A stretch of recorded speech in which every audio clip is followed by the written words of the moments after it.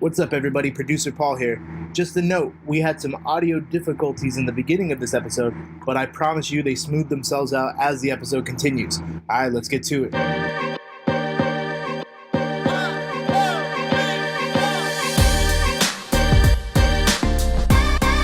Comedy Pop-Up Podcast, where we don't small talk at all.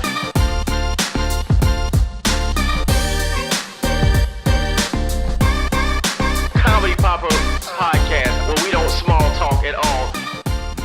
Ladies and gentlemen, welcome to the Comedy Pop-Up Podcast. Our next live show is Tuesday, September 11th at Los Globos in Silver Lake. This is a very special lineup that features many of our hosts from the CPU Podcast Network, including the Facial Recognition Girls, myself, Paul Antonio, the host of this week's Comedy Pop-Up episode, Sean Grant, and many other hosts. For more information on this show or any of our future shows, please check out our website, comedypopupla.com. All right, let's start the show. What's up, everybody? Welcome to the Comedy Pop-Up Podcast, the premiere show, I believe, of the CPU Podcast Network. Is that true, Alex? Yes, sir. Oh, okay, good. All right, good, because I wouldn't host it otherwise. But anyway, we got, as you know, we always bring two amazing comedic guests. We've had legends in the building, and today is no exception. Our first guest that I'm going to introduce, he's got an hour special that's available on Amazon for streaming right now. He hosts a podcast called The Full Release, and he's also had numerous appearances on Conan, and he created and executive produces the Comedy Knockout on True TV. Big round of applause for my man, Mr. Mo Mandel. We don't have the sound effect. No sound effect, Alex? No. Oh, dude, so, all right, this is actual hand clapping. Yeah, what's I'm up? Doing Thank real you. hard. It's no great problem. to be here. And our next guest, he's had numerous appearances on Conan and The Tonight Show. He hosts the Movie Night podcast, and his Netflix special, Take Note, is streaming right now. Ladies and gentlemen, Mr. Dwayne Perkins. Yeah. Thank you. Man. It's streaming on Stars now. It's on Stars, too? It had its Netflix run. Now it's on Stars. Hey, Yes. hold on, man. That's what's up. Yeah. It's Whole new audience. How's that? They buy it after it's on the Netflix? And because Netflix didn't produce it, so they bought it. They licensed it for 2 years, and That's then dope. now Stars has it. Oh, Yeah. Netflix shit. passed on my special, and their notes Yeah. were hilarious because it's called, my special is called Negative Reinforcement. And the note we got when they passed, they said it was just too negative. And I was like, did they watch it or did they just go off the title? Or they're like, nah, not for us. Like, that sounds like some bullshit. It's a little too reinforced. We like our negativity not reinforced, and we don't like our reinforcement negative. So it didn't work for us.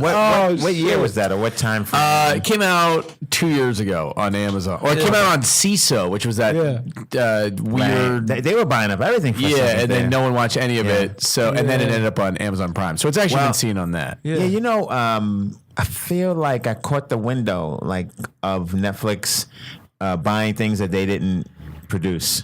Oh, And I don't even know if they do that anymore. Oh, I think because you I were was one of the last few. Bill Burr did that too, right? With them, maybe, yeah. But I like think the earlier ones were like that. after his first one blew up or whatever, I think they produced the Does rest Bill of Burr have like a new special coming out this week? Because I feel like that's every week. right. I feel like on Netflix, it's like Bill Burr has a new special like every other week. And then before Louis C.K.'s downfall, he was like every third week. It's like this small group of people who are just on every network and every stage. You know what's constantly. weird too, and I know we're jumping right in, but like the 15-minute thing, and if anyone out there, if you got a 15-minute special, congrats. I don't begrudge you for that, but like Mo, you walk in with an hour special.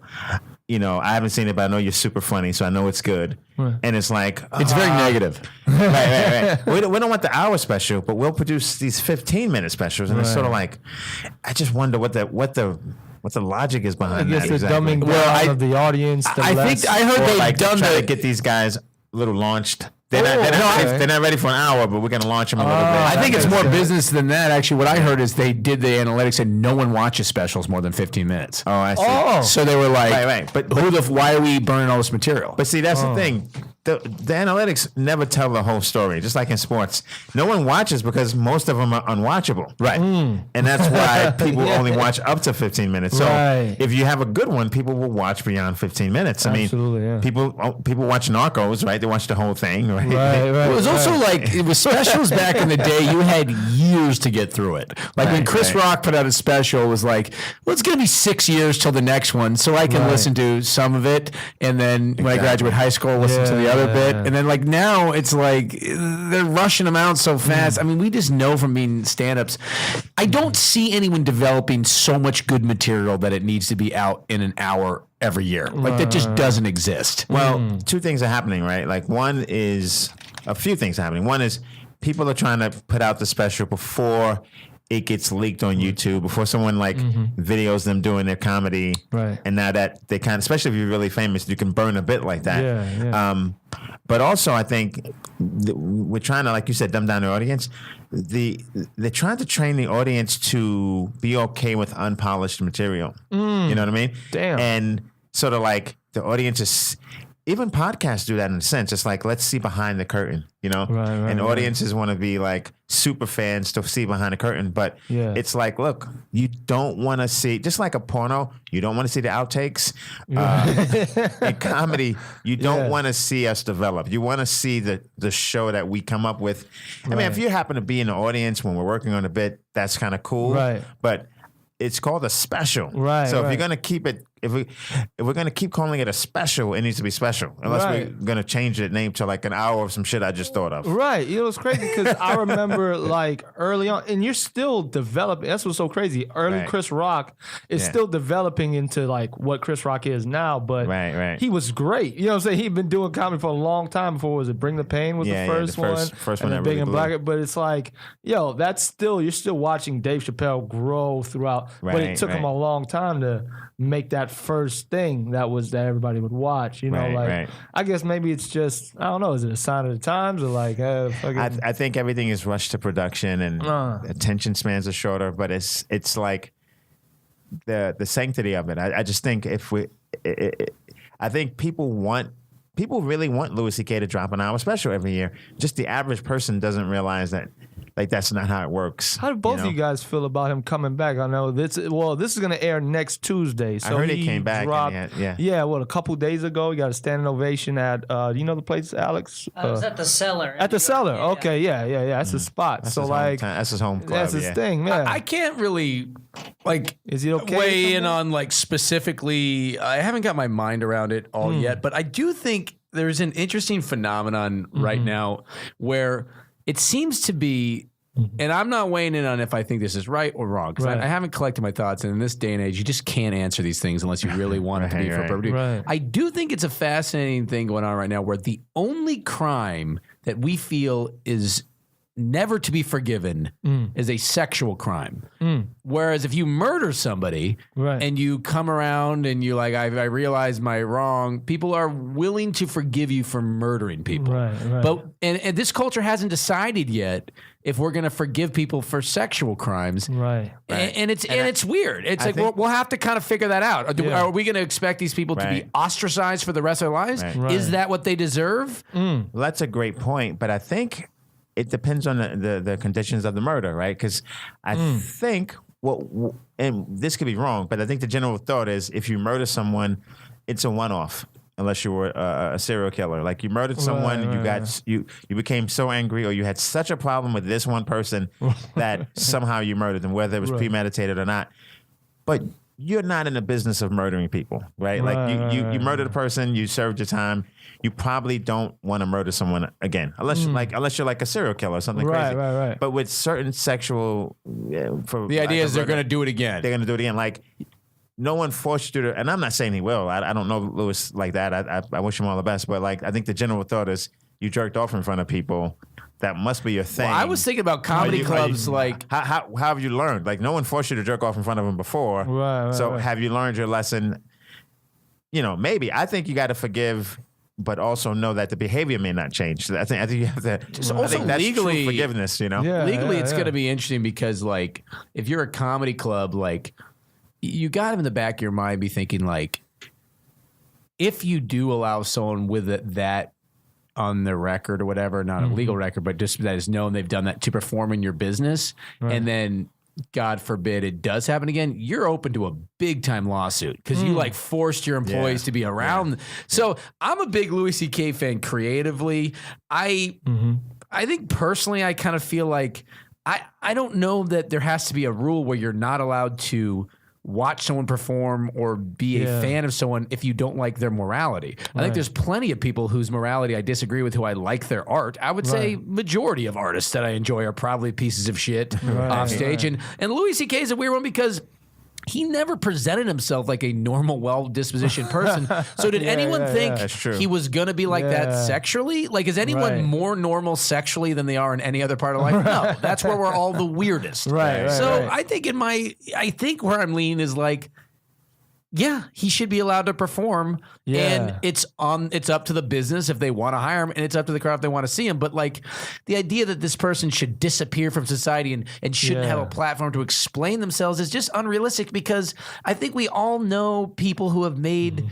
I mean, look, we're all sort of deviants in one way or the other, and some of us handle it better, some of us don't handle it as well. But the idea is like that to pretend that doesn't exist and banish it, repression makes everything worse in a society. So there has to be a place for it. Whether it's dropping up at a comedy club in front of a crowd that didn't know they were seeing that, that I feel uncomfortable with because I don't think that that's fair to a crowd. I mean, you should be knowing who you're going to see for the most part. If there's like, obviously, if Dave Chappelle pops by, you don't need to be warned about that. But if there's someone that could trigger someone in the crowd, like that's something you should probably know. Yeah. Right. Yeah, I would see that. It's just weird when people, like not the justice system, but like we get to exact justice on, like there was some guy that got in trouble in New York because he did, not Josh Adam Myers, but his name was Josh. It was not our Josh Adam Myers in L.A., but there's another guy, like a younger comic. He's a really clean moral. Yeah. No, I love that guy. I'll never know. But there's another guy like Josh Myers or something Josh something. But he'd done some stuff to some girls and like harassed them. And then I think he was. This is a while ago, right? Yeah. UCB got involved and they pretty much banned him. And like he was banned from the scene. And I was like, how can there be. They won't be fair about it. I'm not saying that maybe he deserves it. I don't know if I can be fair about it, but there's no justice system. At least with a justice system, we can say we have rules. Manslaughter. Well, that's what I'm saying with Louis C.K. It's like the question should be. It shouldn't be should he be allowed to perform because my answer would be absolutely yes, and then people decide if they want to see him, and the club decides they want to hire him. But it's like the idea that like no, you do not exist anymore. You do not deserve to speak your own thing. Like if Alex Jones gets to talk, then obviously in this culture you're allowed to be able to express whatever the fuck you want. Absolutely. Yeah, that's right. Okay. Yeah, I agree. I think it's I don't know. I don't hear so well here. It's on, right? Yeah, I talk very loud. I could have busted No. I apologize for that. I agree with what you're saying, Mo. It's like exactly right. I do think, in all matters, the legal system is the first sort of wave, right? Just like if I don't want to shift. I want to get back to Lewis, but like this Ohio State thing, the Ohio State head coach is in trouble because one of his assistant coaches was a domestic abuser, and it's like shit. Well, I just don't even understand how that's bizarre. He's I know. in trouble. Like I know. Like if first of all, if the girl's parents didn't come and get it out, like if he had her chained to a radiator and that coach knew, okay, you should have went, you should have told somebody. But short of having her chained to a radiator, she can leave. She can call her mama, her papa, her sister. Like, how is it? Remember the final episode of Seinfeld was the Good Samaritan law? Right. That's basically what he's being punished for. That's exactly not being a good Samaritan. And I think we probably all know people in our own lives, and certainly in this business, I do, that I've heard rumors have done like inappropriate stuff. Right. There's nothing I'm going to do about it. What am I going to do? There has to be, I think, the legal system. And I think when we go above and beyond the legal system to exact our own justice, it gets a little tricky. It's muddy. Yeah. So, I think in Lewis's case, like in all cases, and I think if you purposely or for whatever reason wait until like it can't be proven or disproven in the court of law, and then we go in under attack. Yeah. It's sort of like, well, then that person's not getting due diligence, right? With Louis C.K., I think the thing is that it was so known prior that it's a generally accepted thing, and I think he copped to it as well. Yeah. So. What I think is interesting, though, is like just we're all like dudes talking about this.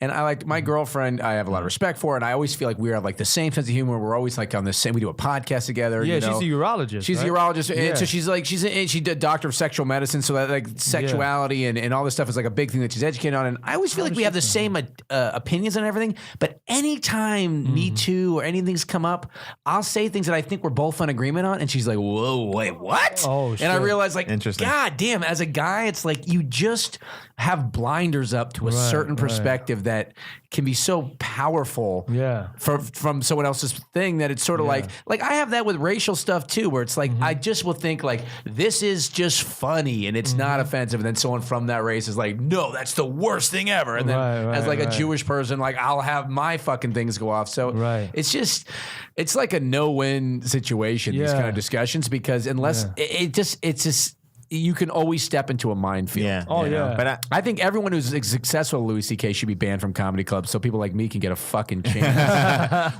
well, for Louis, what I want is, it's like when Michael Vick went with the dog thing. Like, that was crazy because, you know, they were going after Vic because they thought his friends were selling drugs. Right. And then they get there and it's like, oh, they're also fighting dogs. Bonus! We don't have a drug case, but we got you on the dogs. Right. And he spends 2 years in jail. And I think a lot of people still haven't forgiven him because I guess, I get it, dogs are innocent and everything of that nature. Yeah.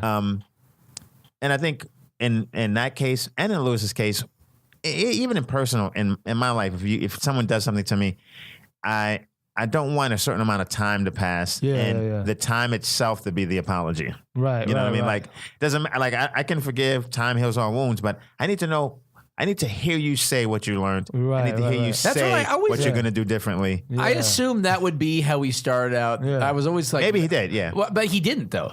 Apparently he didn't even bring it up. But I was, from what I read, so he didn't bring it up, but I was just like... I was just creatively excited to see how he would, because if anyone is genius enough comedically to just spin this in a way that's interesting and human, it's Louis C.K. I think it's just the smartest, best comedian of the time I've been doing this. You know, bits that made me like, wow, like humanity infused with hilarity is like he's like the only one who can do that. So I just figured he'd go up there and be like, I'm sorry. I don't. I'm gross. He would say it in a way where it sort of defused it, but it blows my mind that he went up there and presumably did pretty well without acknowledging. He probably wanted to respect That's it a landmine too. Yeah. Seems like you're it's like, oh, is he trying to? You think you can just come and defuse it in 15 minutes? I don't understand how he wouldn't have thought it would be spun that way. Right, of course it is going to be spun that way. Yeah. So it seems so callous. Yeah, that's like you're damned if you do, you're damned if you don't. If he makes jokes about it, people are going to be like, oh, he already doesn't care. He's already making light of the situation. But I think there's a way to discuss, you know. Like, I mean, didn't Mark Maron do a bit years and years ago about like some sort of domestic abuse thing? Right. And it's like, that's a horrific thing, but he somehow, I don't really remember the bit, but he somehow did it in a way I believe that it was like, he was aware that all the flaws are on him. And was he bringing it up? Like, did people just know about it? No, he talked about some sort of argument he got with his girlfriend that got like a little physical. I remember, this is years back. But I remember he sort of talked about that. I think it was at Montreal or something like that, the comedy festival. Yeah. And it somehow was done in a way that was very like... Yeah. Right. But he's smart enough to spin it, because there's a few things just come to mind. Like, basically he was doing live action dick pics, you know what I mean? Right. And that guys send dick pics now. Yeah. What's the difference? Like, a dick pic, half the time the girl didn't ask for it. You know what I mean? It's still some sort of a Has every intrusion. guy in this room sent a dick pic? No. No, you know, my thing is the girl has to ask, and I send.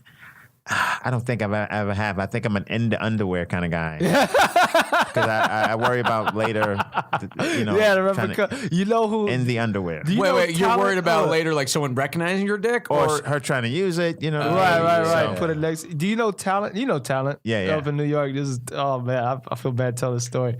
This girl, we were doing shows in Miami, and she was like, "Oh, your boy just sent me this pic." I didn't see the pic, but she said his dick is in it, and I was like, "What the fuck?" Like, you know, and Talon's got that strong New York accent. Right. So I called him up, like, "Hey man, you sending pics of these girls, man?" He was like, "No, she lying. She sent me the pussy first." And then I was like, "What?" And then she was like, "No, that was the elbow." And then he said, apparently there's a way you could take a picture, girls could take a picture of their elbow or some part of their, and it looks like a vagina up close. And he said, "What the fuck?" Nigga, that's the elbow. Wow. Dude, I feel like she should be punished for that. That's but she crazy. tricked him. You ever have like a situation with a girl where like you don't really trust her? You think she's a little bit psychologically crazy, so you screen grab the texts you've gotten. Oh yeah, and then you send them to Absolutely. yourself. You put them in your like defense folder. You already Exhibit building A. your case, man. Hell yeah, smart.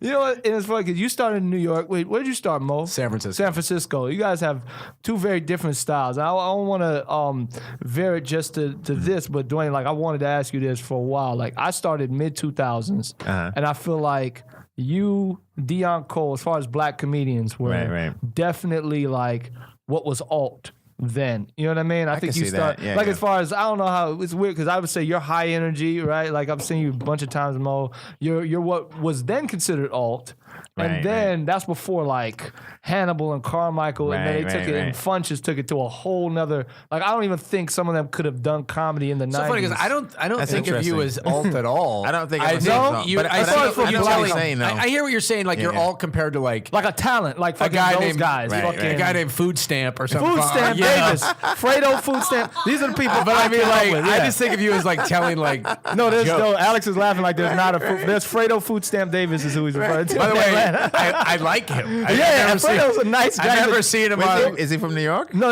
he's Atlanta. Drug dealer. Yeah. That's I've never hilarious. seen him Former drug on dealer, BT's Comic View. Well- I mean, like, this is funny. Well, you know, so interesting you say that is because I started in New York, but I moved to Boston as an open micer. And in Boston, it was a very unique situation where you had the Boston juggernauts, like the guys who just kill. Like there are these maybe 8 to 10, maybe 5 to 10 headliners that never left Boston.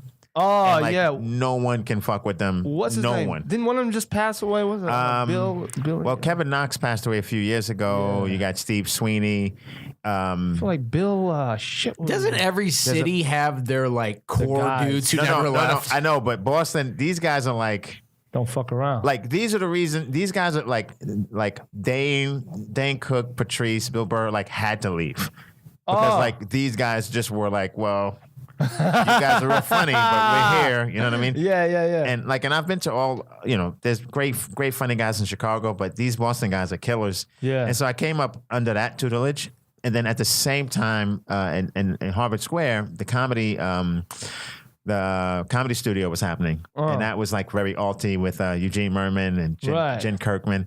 So I was kind of doing both of those rooms. So you're right. I had 1 foot in alt, 1 foot out, and then when I came here, I just kind of, I think one of my biggest, I don't know if it was a mistake, but I didn't like embrace the alt crowd. I didn't have a problem with them. I would do the rooms every now and then, but I think. Like I should have just sort of like really latched onto them, but maybe not. I don't know. I have a weird thing with the alt crowd now where I'm sort of like, I feel a little annoyed about it because I feel like I'll get on some of the good alt shows every now and then. And I consistently have what I'm sure is the best set of the night because I'm going up there doing like bits. And they always say like our crowd's like it kind of losing this, but they don't. They like bits. People. And I see myself do the best out of the show and I never get booked back. And I realize it's like they're just the most close-minded motherfuckers who just have assumed you're not for us. And then when their crowd's like, he is, they're like, we don't want him sitting at our lunch table anyway. You're absolutely right. Go fuck yourself. I did takes, you know that, is it Tax? Yeah, out in Silver the Lake. French restaurant. Oh yeah. And it was a kind of an alty show. It's about 3-4 years ago, maybe 5 years ago. And I was later in the show. And so I don't know if I ever told you this. I used to have a trick. I didn't have to do it in Boston, but in LA, I definitely had to do it because the alt rooms can be that way. Like if they see you do a tag, for instance, more than 1 or 2 tags, it's like, look at this guy. Who the fuck does this guy think he is trying to be funny, right? Just trying to look like he's organized, right? Like trying to look like he's even thought what he's gonna do. And these guys have such tricks. I've seen these like big time alt comics up there like pretending to go through their notebook while they're doing a joke they did 8 years ago on a special. It's this dress up. Yeah, there's a lot of that going on. So my trick for alt rooms, because I was like, I've never been super high energy, but I'm like I'm a hybrid. Like I'm a performer, you know. But whenever I used to do alt rooms, I used to. I swear to you, I would like if I had time, I'd eat pancakes before, like a big plate of pancakes. I would just eat a lot dedication. Because I would be tired, and so then I could Would just you make these pancakes? No, I would go to IHOP. I just imagine getting out like your whisk. Yeah. No whisk. Big box of Bisquick. I don't think I've made pancakes in LA, but maybe twice. But yeah, I would go to IHOP. I'd get some pancakes, just a big old meal. And I don't usually eat before my set, but for the alt sets, I would eat, go right to the stage, and just be like, "Hey guys." So that way, It's good. You know, I'll be honest with you. I think it's good you didn't become an alt comic because you weigh 800 pounds. Right? Oh shit, So, man. It's just like, also like, why is someone like I love Ron Funches. I think he's so goddamn hilarious. And but he's like, a really good actor, But it's also, too. he's a very good actor. But it's like, Yeah. why is he alt? Because he has a high pitched voice and he's a fat black guy with a high pitched voice that people haven't seen before. Other than that, he's doing traditional stand up. Well, Like, I don't see him. I've only seen I don't his, feel like he's alt at all. TV He's just thing a with- funny guy. I've never seen You're him absolutely live, right. but it seems like he's just doing a character. Yeah, Like, But he's nobody- not. That's how he is. That's how he talks. with all Oh, shit. comedy, it's like you're either low key with the plaid shirt on, Right. that kind of thing, the glasses, looking down, or you're doing regular comedy, but with any kind of in a tuxedo or I mean, a Moshe ukulele, Kasher is a you know. traditional comedian, but he's got a goofy haircut and these glasses. He looks But like he looks other like than he's that, in he's Weezer. doing Right. great stand-up That's comedy exactly right. with tags and setups and callbacks. But that's like the any thing. comic. The best comics in any genre are really just doing really good comedy. Just doing the same Right, thing. right. You know, like the best black comics, the best Yeah. Latino comics, the best anything. They're just really doing really good comedy. And I was at that restaurant, and I was last, and I didn't. Everyone had out-alted me. You know what I mean? On this show, like one guy had a scarf on. Like there was just nothing left for me to do in that. So I just took a deep breath, and I'm like, I'm just gonna do this shit like it's a road gig. Right. Like I'm just gonna come out swinging like it's in the Midwest, and I did that, and like it went really well. And a chick in the audience like Facebooked me the next day. She's like, "Thank you so much. It was so funny." Right. And like you're saying, Mo, she really she really appreciated what I did. Like she was kind of she was enough with the looking down, with the not engaging. Yeah. Like she was like, I'm glad you just were funny. Well, that's why I think it's so funny with like a thing like CISO, which didn't work. Wait, what's that? CISO was that was a NBC's streaming platform yeah. that my special came out on first. yeah. NBC tried to do like a comedy network, but because the people who ran it just. I guess their thought was, let's make it like the place for alt comedy lovers. But what they don't realize is alt means alternative to the mainstream. Right, so right, you're right. just talking about the smallest group of people who are going to want to watch that. Whereas like IFC, are those numbers large? No, they're like large for this minuscule They group might be of people. dedicated, but they're not large. So it's sort of like, Yeah. and I feel like a lot of the people who book like television shows of this in LA, that's the kind of comedy they like, but they don't realize it doesn't appeal to an enormous amount of people. And they like it because they see a lot of shows, like So at least it's different, but it's not necessarily palatable to 98% of people. Right. And it's a mistake I see time and time again with development where I just wish someone could put together the slate of so many of these cable networks and be like, it's like you're saying, they like it because it's different, because they see so many shows, but it's like, I want you to look at, like, name one giant comic right now who is alt. Yeah. Who's a big fucking sellout, Burt Kreischer level, selling out to my, the fucking Fort Lauderdale Improv 8 nights in a row. Joe Coy. Name me an alt comic who's doing those numbers. They don't exist. Right. And that's. Yeah, and that's the thing. It's just, but they are the darlings of the industry. And I'm not saying I don't find plenty of alt comics funny. Right, I just think right. I find plenty of alt comics funny. But I guess what I'm saying is like if Moshe Kasher and Ron Funches are alt, sure, I love alt comics, but I don't consider those guys alt because they're just doing traditional stand up and they look a little different. And when I say alt, I mean definitely. I guess it has different definitions in the environment because for black comedy, it's like okay, anything back in the day. For black comics back in the day, it was very easy to be alt because you just basically had to tell like traditional jokes, right? Or just, not run the light and not wear like a chain. But also like what's his name? Tony Woods. Oh yeah, was a guy that who could kill Woods. and be low key. Dion. Super low key, yeah. And so I definitely know what you mean. And it's so weird in that Franklin space. and Jai back in the day. And Jai. Yeah. But see, that's before Def. Like people don't realize that the effect Def Jam had on black comedy. Like, yeah. I remember watching Apollo and seeing like black comics who just were like just dudes, you know. Right. And then after Def Jam came, then you had to be like Def Jam. Like, and that was Def Jam was Def Jam made it so there was like 6 jokes that worked for black comics. But what it was is that was an underrepresented group of guys who were hilarious. Yeah, and they definitely needed a light shined on them, and so that's good that happened.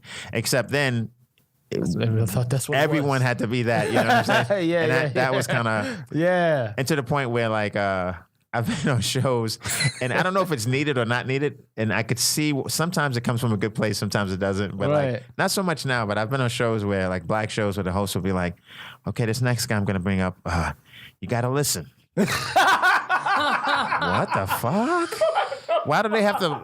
They have to listen to everybody, right? He may not keep saying stanky pussy. Right?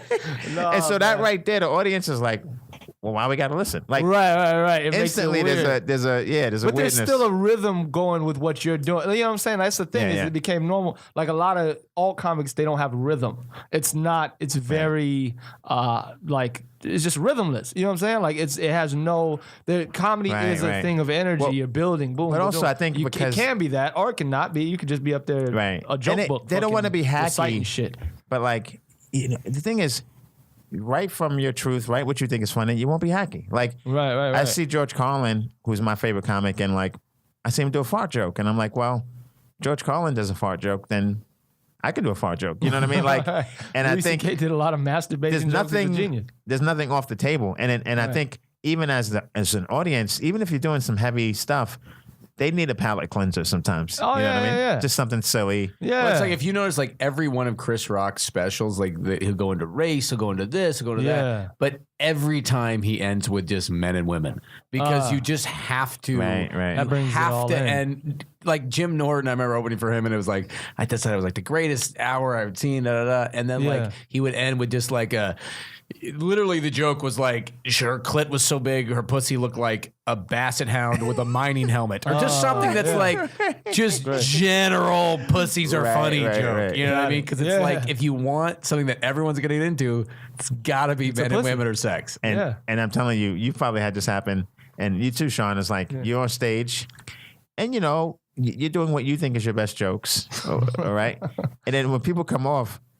They gravitate toward the joke that you don't even like that much. You're like, why the fuck you want to talk about that joke? Right. You thought people like what they like. They like what they fucking like. Yeah. This is crazy about this thing, man. Did any of you guys watch Drew Michael's special? The one that was recorded without an audience? I haven't seen it. I haven't. That's interesting. Just came out on HBO. He's like one of my favorites that I got to see in Denver when I was out there. And it was directed and produced, I think, by Gerard Carmichael, and there's no audience. It's like him. He's on stage? It's him kind of in like in a room, like presenting his bits. And I've seen The Hour. He does like a very heavy chunk on like suicide in The Hour, like 10 minutes.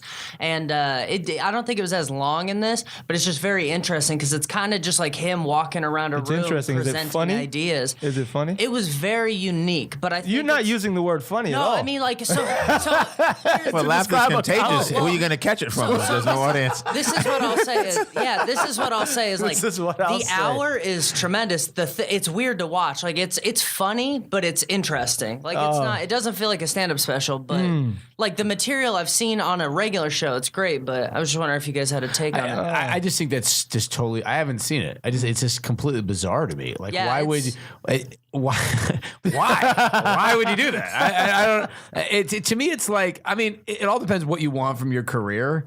But if you want people, if the jokes crush in front of a crowd, and a stand-up special, as far as I'm concerned, is just a commercial. Like you're just trying to get people to show. So why are you? I haven't seen it, and I hear this guy's hilarious, but it just seems like an odd thing. Like unless you want to basically start doing one-man shows. I get he's kind of doing what Maria did. Maria Bamford had a thing where, but it was her set that she eventually did it. She did it in a theater, but she shows progression of showing it, doing it in the mirror. Then she's talking to her husband. And then she's at a library. Her parents. Like then the crowds get bigger, and that's like, oh, you thought it was an intro, the first part, but it's not. This is her set. Yeah. But you see how it works on a crowd at the end. But this is the same isn't that like the set. classic thing? Like I got to see this special, and I have a lot of respect for Gerard. I think Gerard's super funny, and I hear this guy's really funny. I haven't never heard of him until this, but I just do think it's like, I mean, it's just people are like, I love when people just kind of get like bored of a medium, you know, and they're like, oh, that's different. Let's put that on there. It's a young art. What the fuck? Like, why are people bored? Stand-up is in that space now, and I think it's being pushed by the alt scene where like, I think there's this thing of like, regular stand-up comics are used car salesmen or insurance salesmen. Like they have these stupid suits on or white sneakers, and they're saying, "Did you ever notice?" Like that's every comic, and so God forbid you're that. So let's go way the other way, and that's why in LA. Like you can't if you're doing comedy. I know everyone is not going to understand the geography of what I'm going to say, but if you're doing comedy, no one listens to this show outside of LA. Okay, well if you're in LA and you're doing comedy like west of Silver Lake, then you're a hack. That's what some people think, right? Oh wow. And like I live in Highland Park, so I'm in the middle of the hipster movement, right? Even though I was there before the hipsters. Yeah. Like every show's got to be in the backyard. Every show's got to be a concept show. You got to dress like your favorite American and all this other stupid shit. It's like, can I just tell you jokes? Well, that's the thing. Like, but I'm in no way saying like I don't want to see something different because I hear this Hannah Gadsby special is incredible. People say like, I want to watch that, and like, look, this special on HBO, like he's saying, like. Is it funny? No. Is it interesting? Yes. There's a huge value to that. Like there's plenty of movies I want to watch that are they action packed? No. Are they funny? No. But they are just interesting. So there's, but if that's interesting, I just think like that doesn't sound right. If it's not meant to make you laugh necessarily, like if that's not the goal, then it's something different. And here's the thing. Here's what I worry about, and I don't know this Drew guy, and I trust that he's probably really talented, right? But I think. The reason why every show is a concept show, the reason why you don't get booked back for those alt shows or they look at you funny when you do a tag is just in general, the powers that be always want to separate you from your instincts, you know? And the one thing you can't fake is laughter. It's involuntary, right? Wow. And so if we can control what you think is funny, then that's it. Now we can control everything. Just like with food, if we can control what you think tastes good, then here, this is what you like. You know what I mean? And that kind of worries me because comedy stands on its own as this one thing that you can't fuck with. Yeah. And I see people trying to fuck with it, and that bothers me. It's sort of like when you concerns me. When you go to like, it kind of reminds me of like, there's this restaurant in LA called Ink that's like really expensive, and I remember going there one time and they were like, this is the oatmeal with quail eggs and stuff. And you're like, wait, why is all this necessary? Like, why are we pretending just because no one, like, I ate it and I was like, my reaction was this, which is probably what it'd be if I watched the HBO thing we're talking about. I'd probably be like, wow, they really pulled that off. Right. And then if somebody was like, do you want to have that again? I'd be like, absolutely not. Right. Like, I'm not going to wake up tomorrow and be like, I need oatmeal and quail eggs as an entree. But I was impressed that they made it work. Yeah. But it's certainly nothing I want to do tomorrow. Absolutely. Yeah, it's the emperor's clothes, you know what I mean? Right. So that scares me about comedy. But I like people pushing the medium, you know what I mean? I just don't want people to think, oh, some guy doing well-crafted jokes is an idiot. Right? It's fucking like music. Like we're such a new art compared to art or music. right. These are centuries old, and they have their, you know what I'm saying? I'm just trying to movements and imagine what would make me angrier, though, because I did watch a special the other day that's been very lauded, and I just found myself angry at how generic and pandering it all was. And I could just see in the guy's eyes, he didn't mean any of this. Was all like, this is all like stuff that anybody could have said. And it annoyed What's his me. name? Kill him. Let me say his name out loud. But it just sort of like, I'm just trying to imagine, because that made me hate stand-up a little bit. Made me be like, oh, this is what everyone's into? Well, this, this is garbage. But I can imagine myself watching this other one we're talking and be like, that would also annoy me at another level. Right. So I don't really know. I don't want to come out and like, I'm on team, like give them what they want. Yeah, right. You gotta have a mixture. I think the thing is, like what you like because you like it. And I think some of art, music does this, and comedy does it a lot now. It's not like what you like. You like something because other people don't like it, and that's just a weird reason to like something. Like if they see, like, that's my thing is I can do the art rooms fine, but I think it's almost like, no one's ever said this, so it just might be in my head, my imagination, but it's almost like if they catch wind that I'm at the Chuckle Hut in Oklahoma, it's like, wait a second, let me find out you can do the Chuckle Hut in Oklahoma. We thought you were good. Well, I like what you said about wanting to separate you from your instincts, because like if you who's a very funny person has to eat pancakes to be able to do well in that room, it's like, well, then that's just not the room you should do, because there's somebody who's going to be more right for that scene. It's sort of like when you, like, it's the same reason like every one of us who has, done any acting, it realizes you only ever book the same part over and over, because you basically can't do anything else very well.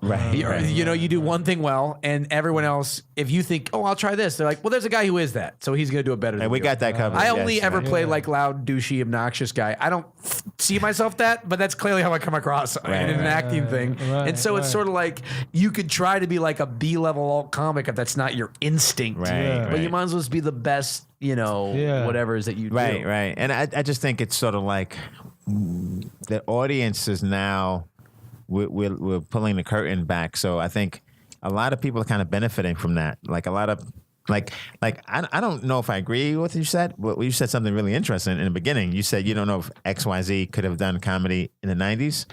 I think so. I think they would have just had to have adopted. They would have had to adapt to what was happening then. Oh, right. I mean, that's the thing. If I was going to do comedy in the 30s, I always like to think about that. What would I be doing if I had to start doing comedy? What would you be doing if you were doing comedy in the 30s? I'd like to hear your opening joke. Oh, I have a whole, it's all about the Depression. I mean, that just... But I look at Bob Newhart, who's one of my favorites too.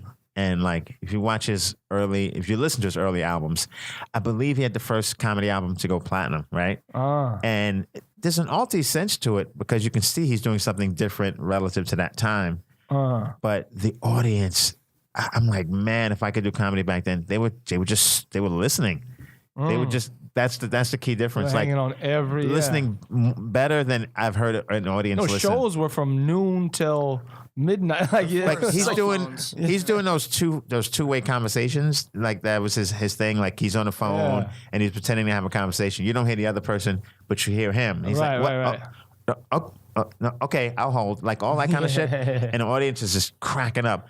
And I'm like, you gotta be so dumb. But you try to do that like in Orange County, some drunk housewife is gonna try to answer and say what the other person is saying. You know what I mean? It's a different time now.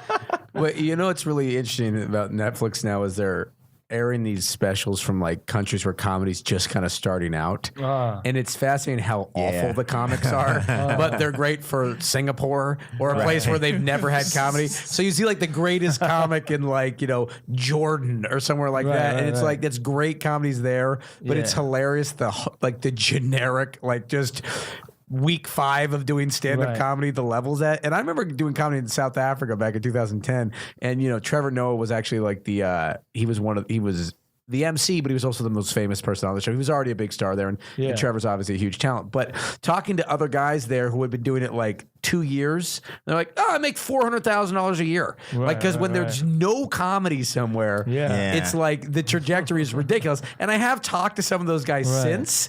And, it's very interesting. I've talked to them and they're like, Oh no, it's not like that now. No, I had to move to London to make a living because it's like there's just comics and people are you're not worth it. You know? And one thing I wanted to ask both of you guys, like, no offense to any of our That's other why I'm guests. moving to Antarctica. Yeah, we've had lots of great guests on here. No this and that, but you guys are very successful in comparison to a lot of them. So, was there a day in your career where you felt like my life is different than it was yesterday? Like you know what I mean? Just so that young comics can look forward to that day, perhaps, or maybe it will never come. But was there a day where you're like, you both, Basically, I live in perpetual fear. Yeah, I haven't had a that's day really job. what it is. I haven't had a day job since 2007. Right. And I live in perpetual fear of this whatever minor success I've had going away and being back. The guy working at Starbucks in his mid 40s because he needs health care.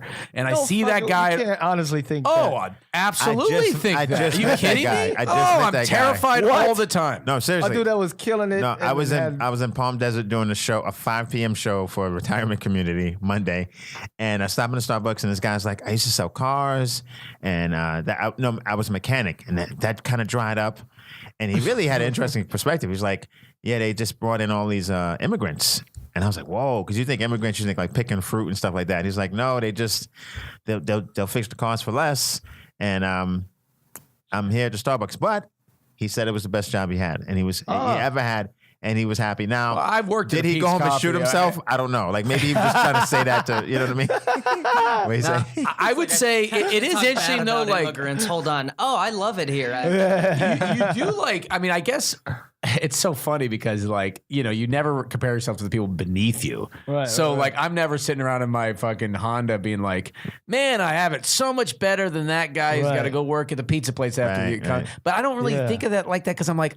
I mean, I had all those bullshit jobs. Right. So Right, I only compare myself above me. And so when I see young comics like, oh, it must be great. I'm like, dude, you're 26. Right, like you could do comedy the next 11 years Right. and be my age. So just think what you can accomplish Right. in 11 years. Right. Yeah, and for me, there's no one day. I mean, I've had some moments that stand out. Like when I opened for Cedric, the Entertainer in Boston, and I opened for him a bunch. It didn't always go well, but at Harvard, actually, I opened for him and got a standing O.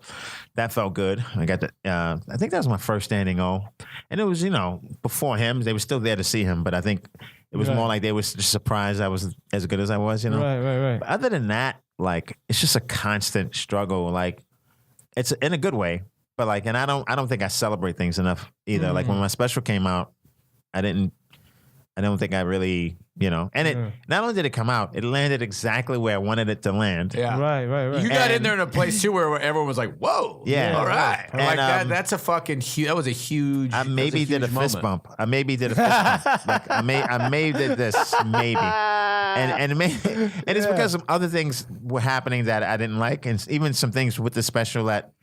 So like, I think sometimes if you don't have the right team, you can't celebrate either because like.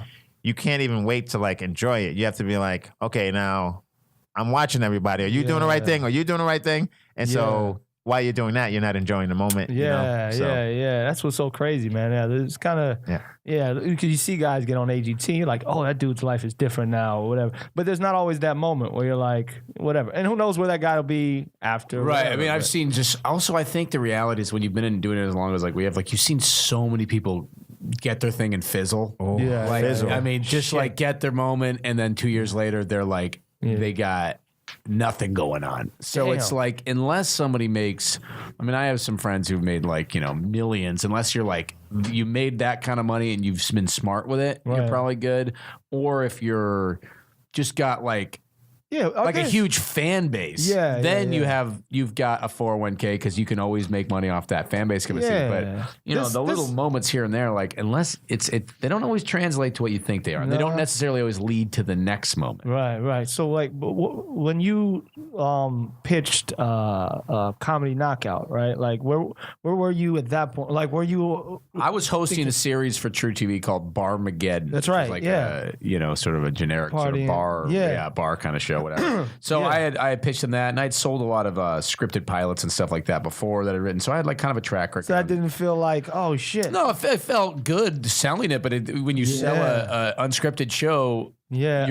you're not like you don't get any money till they Till it pick it up does to something. series. Got So it was it. like, if that show hadn't have gone to series, I would have lost money because Oh, we got shit. $50,000 total to shoot the pilot. I think I got like $3,000 or $4,000. But when you compare that to how much hours of work it took over 6 months to get that thing on the air, it's like I had the same doing Comedy Central. I had a pilot presentation that did not get picked up, and I probably got paid like I don't know. I probably paid them actually, like same thing because the money they gave me to shoot it. What I walked away with the hours, it was like it was still. I mean, it was worth it taking that shot. And but- even here, where we've done 84 episodes of Comedy Knockout, which is great, and I've been able to kind of give myself a little cushion. I'm still sitting here like, we getting that? Are we getting that 4? 'Cause if we're not getting that 4th season, then I gotta really fucking put the buying a house plan on hold for a bit and all these kind of fucking especially things. in LA. So there you go, guys. It never stops. It never stops. Perpetual But just try to enjoy worry. it. Yeah. Enjoy the journey. No, I'm not going to be positive. Get out now. Get out. Unless you're an Iranian woman or someone who's like interesting just by the nature of you are not a fucking person that we've seen do comedy. If you're not like a gay person from Cambodia who lost 2 arms in a fucking fire, get out now. They're bored of you. They've heard you already. Right. I will say this, and it's good to see Mo with his girl and everything. Do it or don't do it, whatever you want to do, but don't put your life on hold for it. Have kids, fucking get married, whatever, all that stuff. Yeah.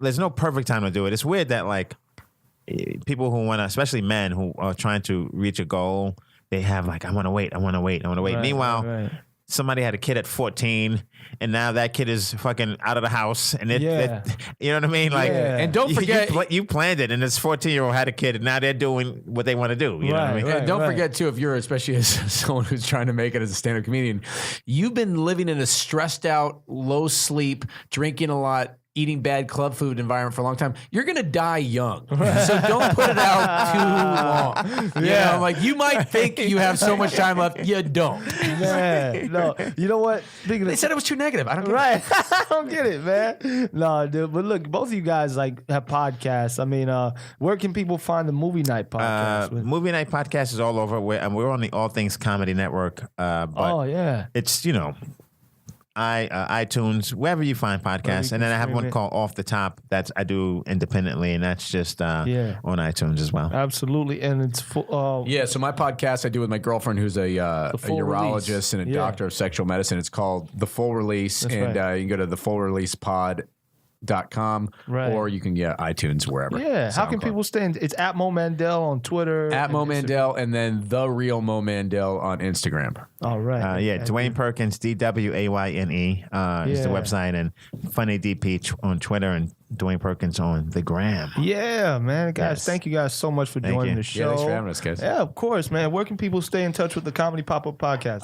Instagram's always a great place, guys. CPU Podcasts is one of our pages. That's where all of our podcast specific stuff is. And then Comedy Pop-Up is where you can find a lot of info on our live shows. We have killer lineups all the time, cool shows at different, local spots around town. So Comedy Pop-Up or CPU Podcast. Perfect. Well, look, guys, thanks for listening. I've been your host, Sean Grant. You guys have a wonderful day.